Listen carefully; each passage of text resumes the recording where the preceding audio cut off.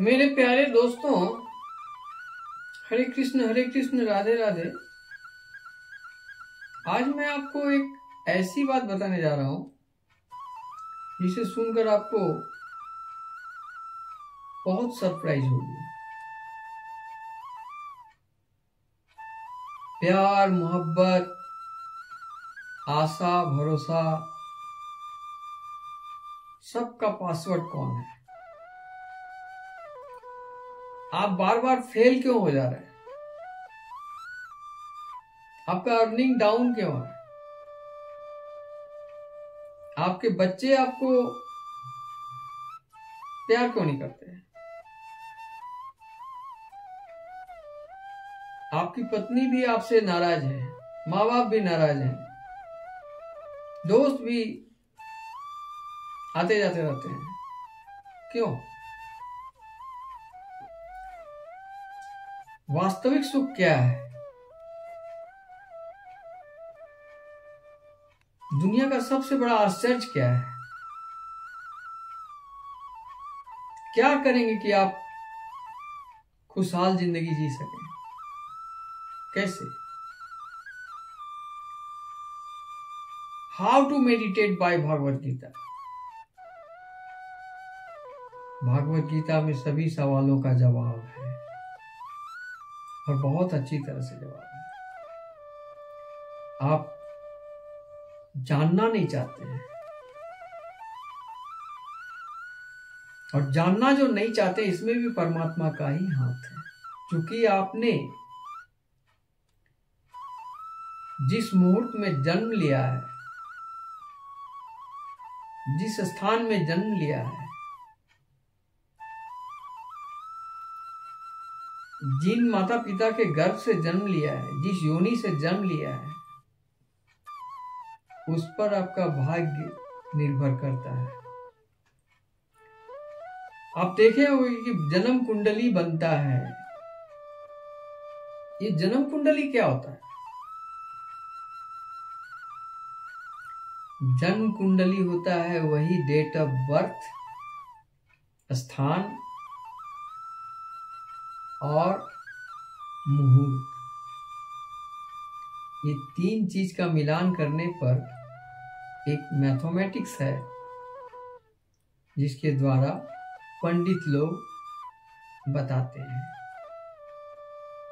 देवगण, राक्षसगण, मानवगण, योनि है, मूषिका योनि, शेर योनि, बहुत सारे हैं। तो उसके अनुसार आपका होता है, नक्षत्र के अनुसार होता है, लगन के अनुसार होता है। जैसे कार्तिक पूर्णिमा के दिन अगर किसी बच्ची का जन्म हुआ हो, धनतेरस के दिन में कोई बच्ची का जन्म हुआ हो, तो बहुत कुछ डिपेंड करता है उसके जन्म के अनुसार। जन्म कुंडली बनता है अच्छा से। लेकिन जन्म कुंडली के बारे में मैंने 2 साल पढ़ा। मैं एक आचार्य से जानकारी लिया कि इसका क्या ये है, तो मैंने देखा, उन्होंने कई बात बताई, मैं आपको शेयर कर रहा हूं आज। किसी भी इंसान का किस्मत बहुत ही खराब नहीं होता है और किसी भी इंसान का किस्मत बहुत ही अच्छा नहीं होता है। ये 7 दिन के अंदर 7 तरह का जिंदगी होता है। शनिवार को एक कुछ और होगा, रविवार को कुछ और होगा, सोमवार को कुछ और होगा, मंगल को कुछ और होगा, बुध को कुछ और होगा। इस तरह से परिवर्तनशील है। जिसका बृहस्पति डाउन है तो उसका शनि स्ट्रांग हो जाएगा, तो किसी का बुध स्ट्रांग हो जाएगा, किसी का मंगल स्ट्रांग हो जाएगा, किसी का कुछ डाउन हो जाएगा। मतलब कोई न कोई आपको रक्षा करेगा। जब आप कहीं भी गिरते हैं, कोई न कोई उठाने वाला आएगा और आपको उठा देगा, मरने नहीं देगा आपको। ठीक उसी प्रकार जन्म कुंडली में भी बताया गया है। शनि की 7.5 अढ़ैया। आज तो शनिवार है, चलिए आज शनिवार का दिन है, आज अढ़ैया के बारे में बता। एक राजा थे, बड़ा सुंदर हरा भरा संसार चल रहा था। तो उनके माथे पर 2.5 वर्ष के लिए शनि महाराज का आगमन हो रहा था। तो उनका मंत्री को रात में स्वप्न में शनि महाराज बोले कि मैं 2.5 वर्ष के लिए आपके राजा के यहाँ आ रहा हूँ। तो मंत्री उन्होंने बहुत प्रार्थना किया कि अगर राजा के अंदर आ जाए तो पूरा राज्य जलकर राख हो जाएगा, इसलिए आप कुछ तो क्षमा करें। तो फिर बोले ठीक है, 2.5 महीने के लिए आता हूं। तो फिर मन्नत किए, फिर बोले नहीं 2.5 घंटे के लिए आता हूँ, 2.5 दिन के लिए आता हूँ। फिर मन्नत किए, फिर 2.5 घंटे के लिए आता हूँ। इसको मैं टाल नहीं सकता। तो देखा गया कि राजा का जो बेटा था उसका सर काट के उस मंत्री के घर पर टांग दिया है। फिर उनका दरबार के लोग आए, इनको पकड़ के ले गए कि भाई तुमने मेरे राजकुमार को हत्या क्यों कर दी, तुमको मृत्यु दंड की सजा दिया जाता है। मृत्यु दंड के जब देने के लिए वहां पहुंचे तो वहां पर शॉर्टकट में बता रहा हूँ, बहुत लंबी कहानी है क्योंकि यहाँ टाइम नहीं है ना, आपके पास भी मेरे पास। तो राजा बोला कि आपका कोई अंतिम इच्छा है? बोला राजा साहब 1 घंटा तो टाइम बीत गया है, 1.5 घंटा टाइम हमको जीवन दान दीजिए, 1.5 घंटा, क्योंकि मैं अपने इष्ट देव को ध्यान कर लूं, इसके बाद मुझे आप फांसी दे देंगे। तो फिर वो बोले ठीक है, ये तो बहुत अच्छी बात है, तुम ध्यान कर लो। 1.5 घंटा की बात है, सब कोई बैठे हुए 1.5 घंटे वेटिंग करने लगे। ये अपना शनिदेव को मंत्र जाप करने लगे, ओम संग शनिश्चराय नमः, ओम संग शनिश्चराय नमः। ये मंत्र शनि का बहुत प्रबल मंत्र है।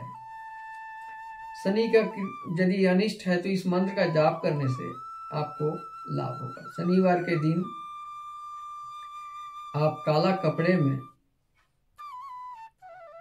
करीब 250, 1.25 किलो, 1.5 किलो, 2.5 किलो, अढ़ैया है तो 2.5 किलो चावल ले लें, आलू ले लें, ये सब बांध करके लोहे का सिक्के वाला पैसा, जो सिक्का वाला पैसा होता है, वो पैसा, लोहे का एक टुकड़ा, कोई भी चीज, छुरी, चाकू, बैठी, कुछ भी हो छोटा सा, वो सब बांध करके शनि मंदिर में डालें, रखें।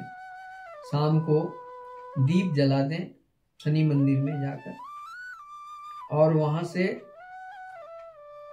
स्नान करके वहां पर ओम संग शनिश्चराय नमः का जाप करें। ओम संग शनिश्चराय नमः, ओम संग शनिश्चराय नमः। इस तरह के जाप करने से आपका शनि की कुदृष्टि बहुत जल्दी नष्ट हो जाती है, कम हो जाती है दुष्प्रभाव में। अगर शनि प्रबल हो तो फिर आपको महान भी बना सकता है, काफी उन्नति दे सकता है। तो शनि वक्र दृष्टि क्यों डालते हैं? अगर आप माँ के साथ अत्याचार करते हैं तो शनि का वक्र दृष्टि आप पर पड़ेगी। आप भाई बहन के साथ अत्याचार करते हैं तो भी वक्र दृष्टि, अपने दोस्त के साथ करते हैं तो वक्र दृष्टि पड़ेगी। यानी इनको न्याय दंडाधिकारी भी कहा जाता है शनि महाराज को। ये बहुत बड़े ठाकुर हैं, इसलिए किसी कन्या को भी आप गलत दृष्टि से देखते हैं तो शनि की वक्र दृष्टि आपके ऊपर पड़ जाएगी। तो इस तरह की शनि का ये है कहानी है, बहुत सारी आप पढ़ लेंगे, गूगल में भी देख लेंगे सर्च करके। इस प्रकार के चंड वो अपना मंत्र जाप करते करते जब 1.5 घंटा बीता तो राजा का जो बेटा था वो घोड़ा में सवार होकर आ गया। तो बोला अरे तुम कहाँ था? बोला हम तो अपने दोस्तों के साथ घूमने गए थे। फिर क्या था, उनको रिहाई हो गया। जब कोई मरा ही नहीं तो फिर सजा किस बात की? फिर हरा भरा संसार चलने लगा। इस प्रकार शनि के चलते क्या होता है कि कभी कभी बिना वजह आप जेल चले जाओगे, बिना वजह आप पर केस हो जाएगी, कोई दुर्घटना हो जाएगी, आपका हाथ पैर टूट जाएगा, बहुत तरह घटना होता है। इसलिए शनि की शांति कराना बहुत जरूरी है। तो ये हुआ शनि की ये वाकया। इस प्रकार शुक्र का है, कभी बताऊंगा। मंगल का है, वो भी बताऊंगा।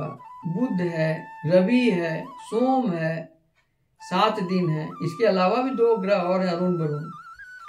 तो कहने का मतलब है कि ये जो जन्म कुंडली बनता है वो आपके जन्म लगन और स्थान के अनुसार बनता है, और ये कर्म के अनुसार बनता है।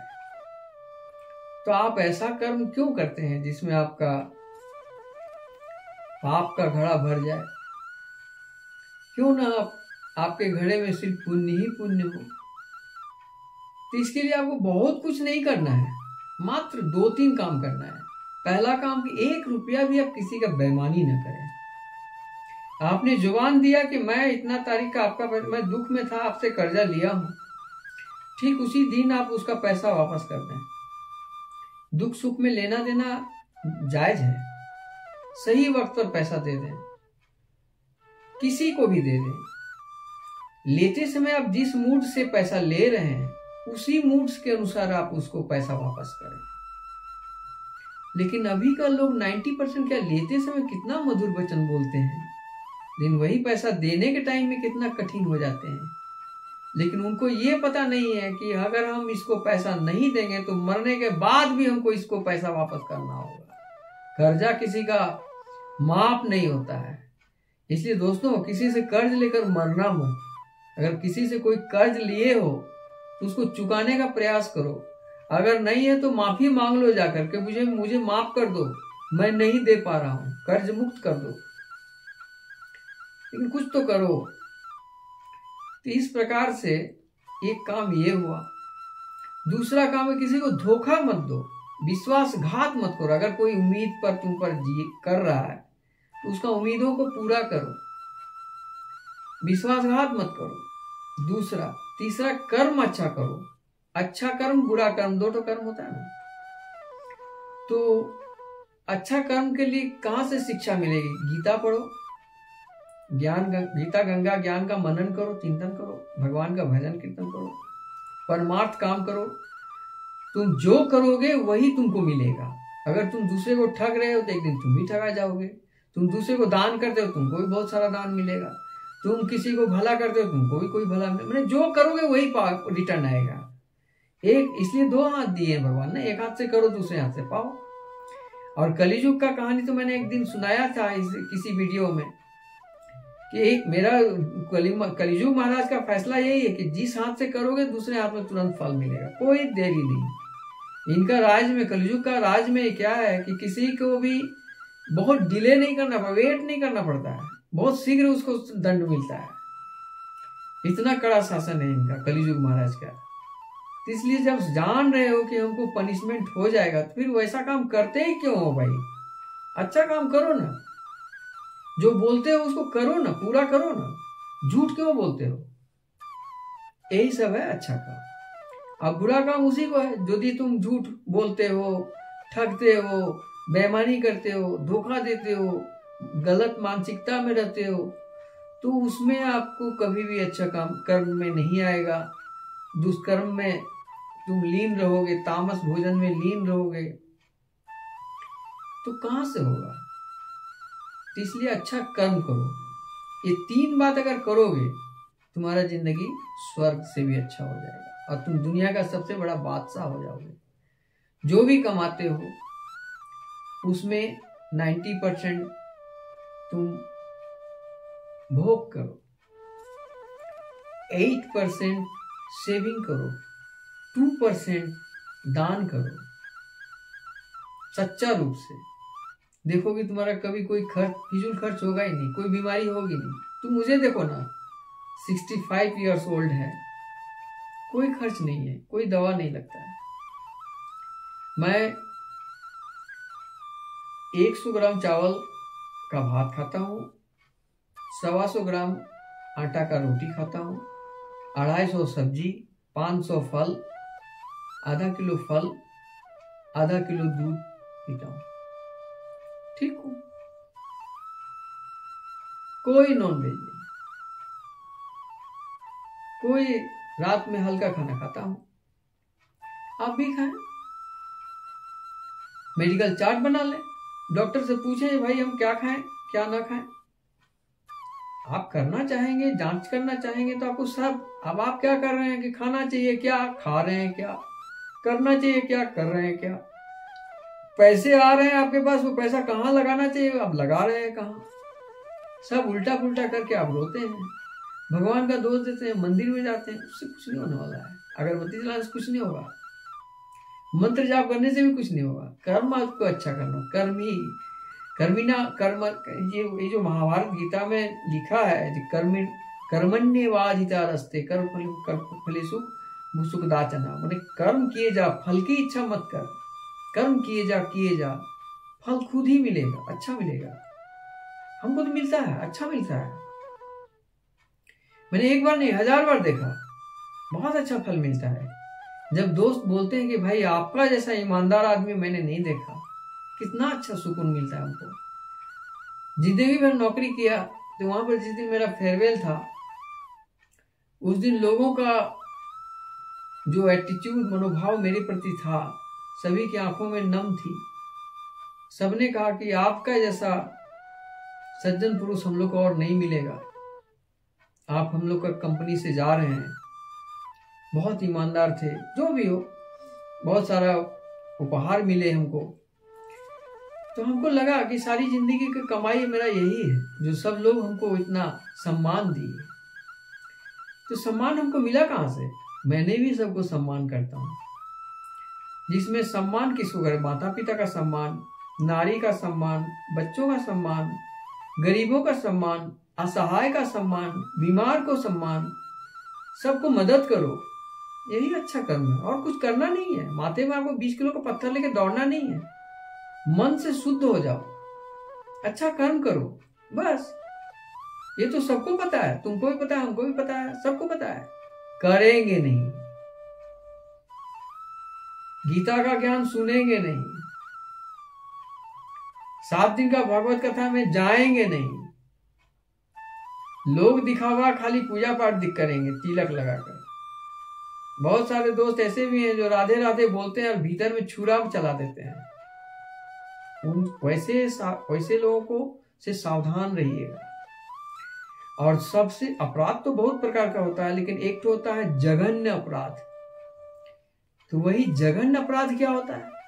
जघन्य अपराध ये होता है कि जो साधु बनता है, राधे राधे करता है, सभी को धर्मात्मा बताता है और भीतरे भीतर वो लूट कर पाखंड करता है, वो हुआ जघन्य अपराध। विश्वासघात करना, आंख है अंधा बनकर भीख मांग रहा है, खटना न पड़े इसलिए दिन भर में भीख मांग लेता है, 800 900 1000 रुपया कमा लेता है अंधा बनकर, काला चश्मा लगा लिया, लाठी ले लिया, झूठ मूठ कर अंधा बन के लिया।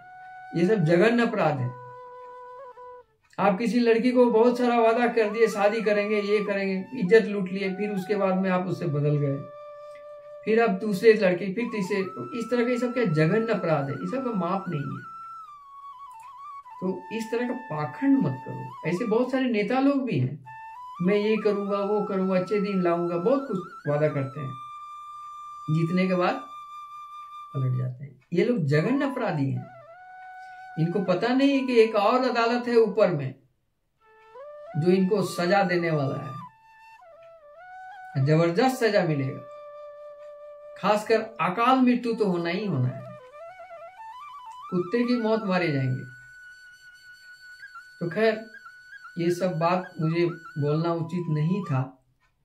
मैं भगवत ज्ञान का अध्ययन करने वाला एक छात्र हूँ, मुझे इस तरह की बातें नहीं करनी थी, लेकिन क्या करूँ, मैं इसके लिए माफ़ी चाहता हूँ। इतना ही कहकर आज मैं समाप्त करता हूँ, समय कम है। हरे कृष्ण कृष्ण कृष्ण हरे हरे, हरे राम राम राम हरे हरे। ओम नमो भगवते वासुदेवाय नमः। ओम नमो भगवते वासुदेवाय नमः। ओम नमो भगवते वासुदेवाय।